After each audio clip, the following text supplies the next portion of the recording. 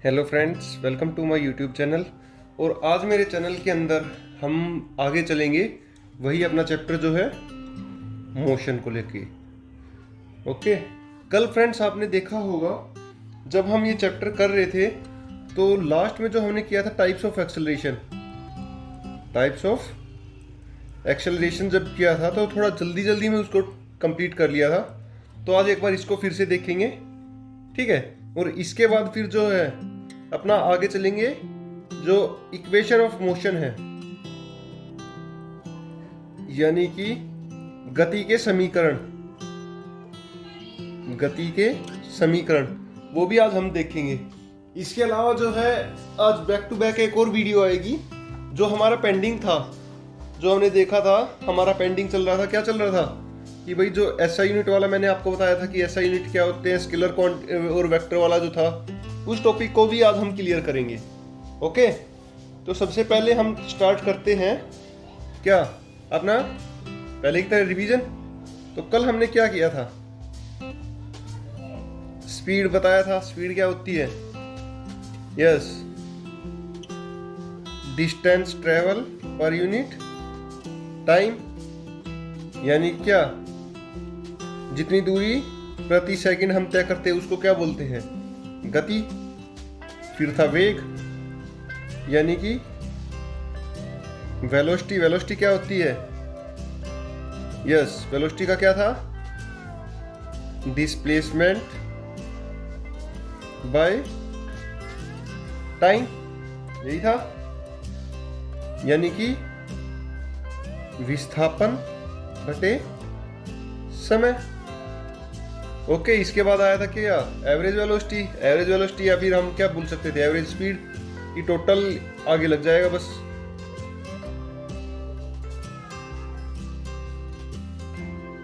ये हमारी क्या हो गई? एवरेज, ठीक है। इसके बाद हमने क्या किया था? एक्सेलरेशन किया था, यानी जो वेलोसिटी है उसमें चेंज जो आता है, जैसे मान लीजिए 10, फिर 20, फिर 30, फिर 40, ये हमारी स्पीड हो गई। टाइम के अकॉर्डिंग जितना इसमें चेंज आएगा उसी को क्या बोलते हैं? एक्सेलरेशन, ठीक है। यानी समय के अनुसार जो है चाल या वेग में परिवर्तन ही क्या कहलाता है? एक्सेलरेशन। चाल या वेग यानी स्पीड या वेलोसिटी में टाइम के अकॉर्डिंग जो है चेंजमेंट क्या कहलाता है? एक्सेलरेशन।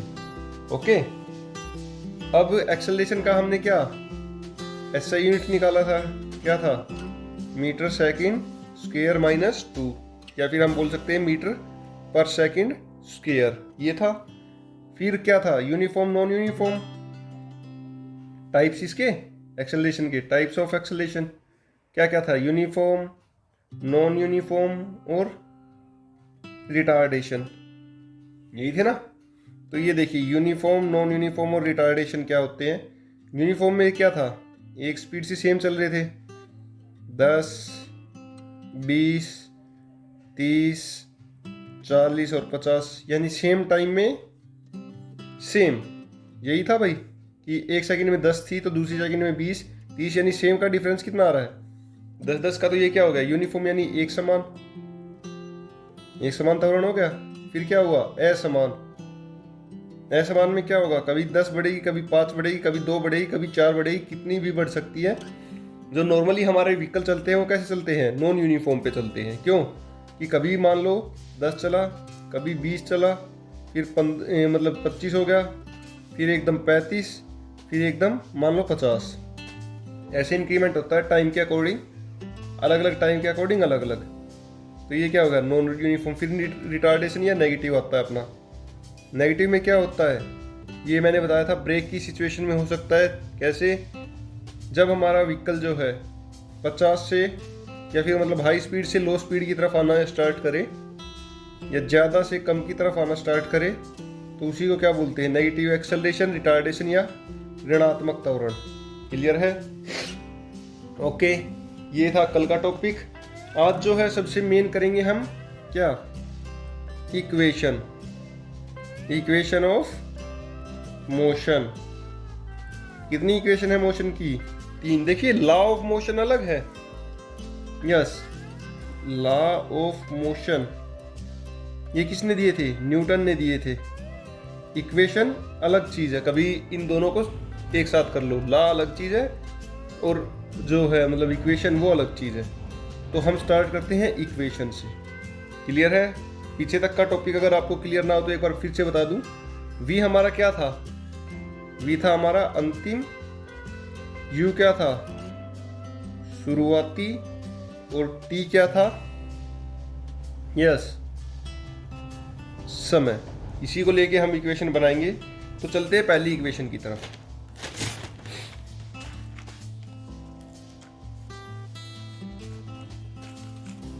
ओके, चलते हैं पहली इक्वेशन। पहली जो हमारी इक्वेशन है वो किससे रिलेटेड है? अंतिम वेग से। किससे रिलेटेड है? अंतिम वेग यानी v से। क्लियर है? अब हम क्या करेंगे, कैसे करेंगे वो देखिए। आपको पता होगा ये फॉर्मूला मैंने कल आपको कराया था। किसका फॉर्मूला था ये? त्वरण का, या फिर हम बोल सकते हैं इसको किसका? एक्सेलरेशन का। जिसने नहीं देखा वो प्रीवियस वीडियो देख लेना, डिस्क्रिप्शन में लिंक मिल जाएगा, फर्स्ट और सेकंड दोनों पार्ट्स का। ओके, तो ए है, इस टी को हम इस तरफ ले के जा सकते हैं। तो ए टी किसके बराबर हो गया? v माइनस यू के बराबर। अब हमें वैल्यू किसकी निकालनी? देखिए किससे रिलेटेड है ये? v से, तो v को इस तरफ रखेंगे, ये किस तरफ आ जाएगा? इस तरफ। तो a t plus u is equal to v, यही आ गई हमारी। तो हम इसको चेंज भी कर सकते हैं क्या? v is equal to u plus a t, ये हमारी क्या आ गई? पहली इक्वेशन। यानी इससे क्वेश्चन पूछेगा आपसे। कैसे पूछेगा? आपको बोल देगा कि किसी वस्तु का त्वरण है 10 किलोमीटर प्रति हावर स्क्वायर, ठीक है, वो 2 घंटे के लिए चलती है, और उसकी पहली जो स्पीड अगर मान लो दे भी दे ना भी दे, अगर मान लो ना भी दे तो हम क्या मान के चलते हैं? 0, और अगर दे देता है तो वही मान के चलेंगे। तो इससे पूछेगा कि इसका अंतिम वेग क्या होगा। तो v is equal to 0 plus क्या आया? a की वैल्यू क्या है हमारे पास? 10 गुना में 2।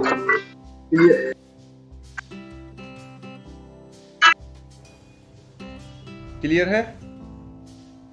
क्या है? v is equal to 0 plus 10 गुना में 2, क्या आ गया हमारे पास? v is equal to 20। Okay, yes, हमने जो है v की वैल्यू निकाल ली। तो ये हो गई हमारी फर्स्ट इक्वेशन। अब चलते हैं सेकंड इक्वेशन की तरफ। सेकंड इक्वेशन किससे रिलेटेड है हमारी? दूरी ज्ञात करने से। किससे? दूरी ज्ञात करने से। ओके, तो आपको पता होगा हमने एक और फॉर्मूला निकाला था क्या? जो स्पीड जो है या फिर वेलोसिटी जो है वो किसके बराबर है? देखो, वेलोसिटी और स्पीड मैंने आपको पहले बता दिया था। एक चीज़ लेके चलेंगे, डिस्टेंस बाय टाइम। तो अगर हम मान ले डिस्टेंस निकालना हो तो हम क्या करेंगे? इसको इस तरफ ले आएंगे। तो distance is equal to v into t. D को जो है डिस्टेंस को वो हम s से डिनोट करते हैं। किससे डिनोट करते हैं? s से, ठीक है। इसको हम s से डिनोट करते हैं तो हमारी क्या हो जाएगी? s is equal to v into t. इतना ज्ञात है आप सभी को? Okay, yes. अब हमें कुछ नहीं करना, सिर्फ और सिर्फ क्या करना है? जो v की वैल्यू जो है एवरेज वेलोसिटी, क्योंकि v को हम क्या मान देंगे इसमें? Average velocity. तो एवरेज वेलोसिटी का फॉर्मूला इसमें पुट करना है बस। तो s v is equal to average velocity, या फिर हम स्पीड बोल सकते हैं। t हमारा टाइम है ही, और s क्या है? डिस्टेंस। क्लियर है? अब क्या करेंगे? फॉर्मूला पुट करेंगे एवरेज वेलोसिटी का, ठीक है। आपकी समझ के लिए मैं एवरेज वेलोसिटी इंटू टाइम कर देता हूँ, वरना v में आपको प्रॉब्लम होगी।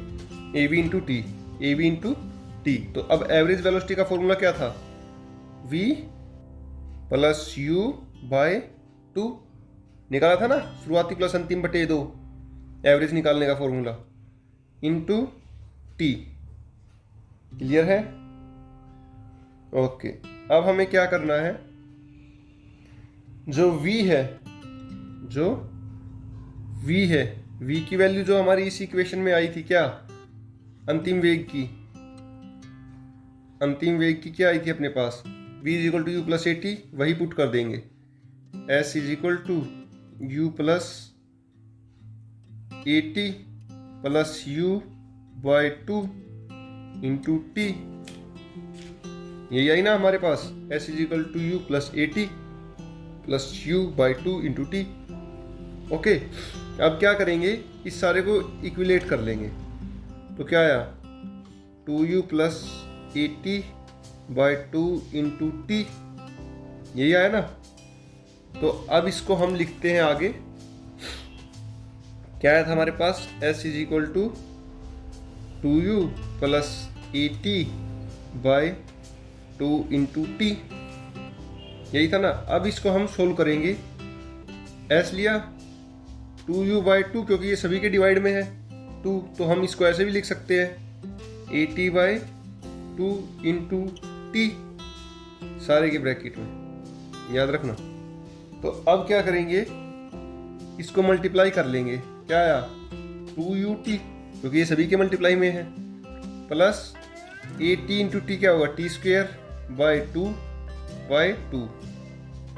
तो क्या आया अपने पास, s is equal to u t plus a t square by 2, a t square का आधा, ये आधा हो गया ना, बाई 2 हो गया। तो हम इसको क्या लिख सकते हैं, s is equal to u t plus half a t square.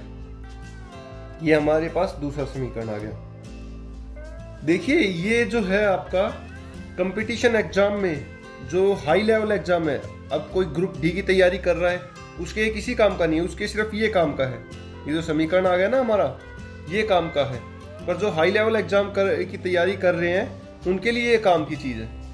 तो जो ग्रुप डी वाले हैं या फिर जो लोअर जो एग्जाम की तैयारी कर रहे हैं, वो सिर्फ तीनों समीकरण याद कर लेना, जो इनकी वैल्यू है। क्या है, पहले समीकरण की वैल्यू क्या थी, फर्स्ट की, v is equal to u plus a t. दूसरे समीकरण की वैल्यू क्या थी, s is equal to u t plus half a t square, ठीक है। और तीसरे की जो हमारी आएगी वो क्या, v square minus u square is equal to 2as। ये तीन समीकरण की जो वैल्यू है आपको वही याद करनी है बस। ओके, अब हम तीसरे समीकरण में चलते हैं। आज इस चैप्टर को कंप्लीट कर देंगे। ये समीकरण जो है, क्योंकि ये सिर्फ उन्हीं के लिए है जिनको भाई हाई लेवल की तैयारी करनी है, बाकी किसी के लिए नहीं है, ठीक है। अच्छा, अब आता है तृतीय, जो मैंने अभी बताया क्या है, v square is equal to, तो आपको भी पता होगा क्या कि हमने एवरेज वेलोसिटी का देखा था। क्या था एवरेज वेलोसिटी का, yes, v minus u by 2, clear है। और डिस्टेंस का भी देखा था हमने, क्या कि डिस्टेंस का क्या होता है, एवरेज वेलोसिटी इनटू टाइम, ये किसके, डिस्टेंस के बराबर होता है, पता था आपको। ओके, अब आपको क्या करना है, जो ये वैल्यू जो है, ये वैल्यू जो है, उसको आपको, अगर मान लीजिए हमें टाइम ना दे रखा हो, ये तब की आएगी। मान लीजिए देखो, इसमें हमें टाइम दे दिया, ठीक है, अंतिम वेग नहीं दिया, तो हम दूरी कैसे, चलो मैं एक बार बाद में बता दूंगा, एक बार इसको निकाल लेते हैं, फिर इनका काम बताऊंगा क्या आता है। अब मान लीजिए हमें क्या टी की वैल्यू पुट करनी है, याद रखना क्या वैल्यू पुट करनी है, टी की। तो एस क्या हो गया हमारे पास, एवरेज वेलोसिटी इनटू टाइम। तो एवरेज वेलोसिटी का फॉर्मूला ये था, s is equal to v minus u by 2। और टी की वैल्यू जो है हम कहाँ से निकालेंगे, जो हमारी इक्वेशन थी v minus u, sorry a is equal v is equal to u plus a t, जो ये हमारी पहली इक्वेशन थी, इससे निकालेंगे, ठीक है। तो t की वैल्यू क्या आएगी, v minus u by a, ये वैल्यू आ गई हमारी। अब क्या करेंगे, इस वैल्यू को जो है टाइम की जगह पुट कर देंगे, ठीक है, multiply by v minus u by a, ठीक है। अब देखिए v माइनस यू यहाँ भी है, v माइनस यू यहाँ भी है ना। तो अब हम इसको क्या कर सकते हैं, s इज इक्वल टू, अब अगर वैल्यू पुट करेंगे तो हमारे पास क्या आएगा, क्या आएगा, v इंटू वी क्या आया, v square, u into u क्या आया, माइनस यू स्क्वेयर, और बाय 2a, यही आया अपने पास।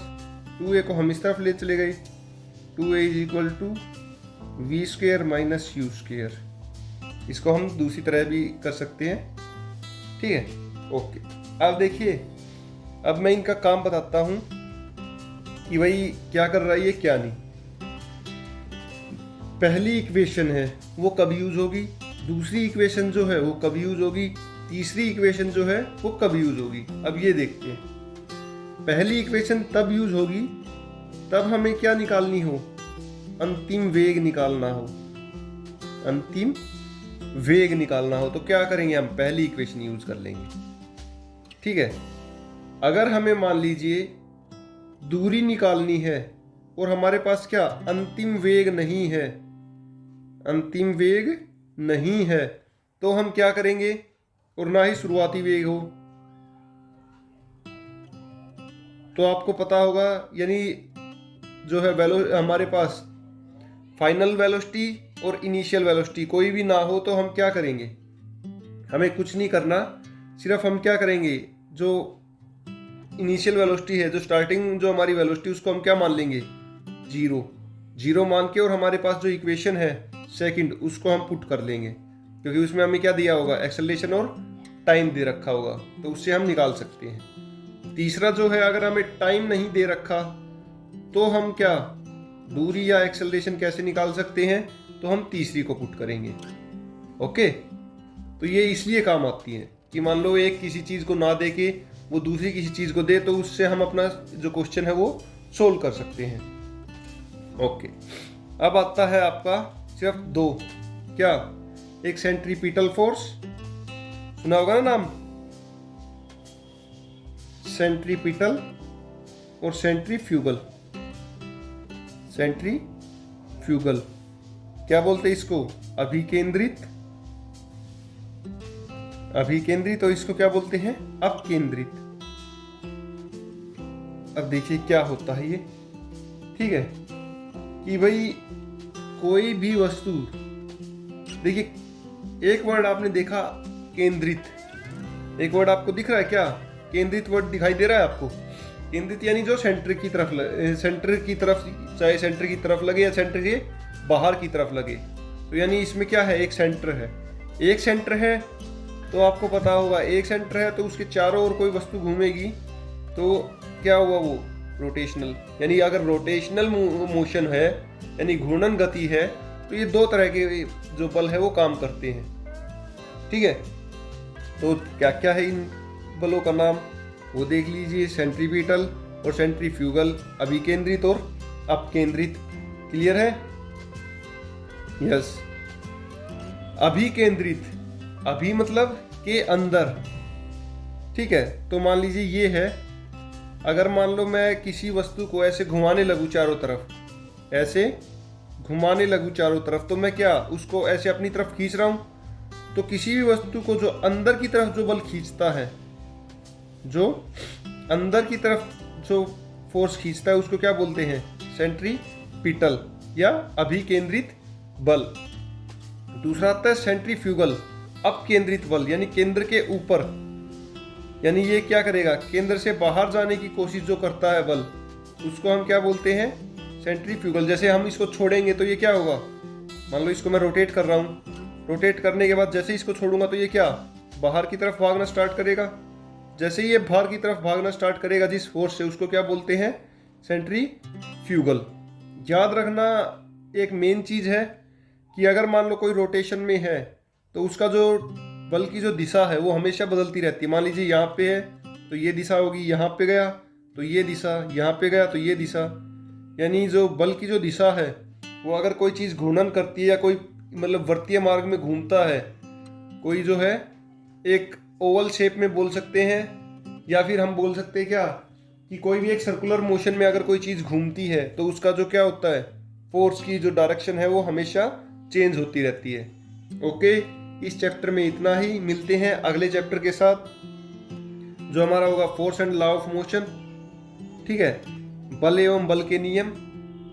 इसके अलावा एक बैक टू बैक वीडियो आ रही है जो हमारा किससे रिलेटेड होगी, बताया था मैंने, एसआई यूनिट्स, ठीक है, अपने स्केलर और वेक्टर क्वांटिटीज, यानी जो बेसिक फंडामेंटल्स जो हम यूज करते हैं फिजिक्स में उससे रिलेटेड होगी। क्योंकि पहले वाली जो वीडियो थी जो प्लेलिस्ट में थी वो डिलीट हो चुकी है, तो मैं फिर से यही वीडियो जो है दोबारा से बना के डाल रहा हूँ। Okay, thank you, have a nice day.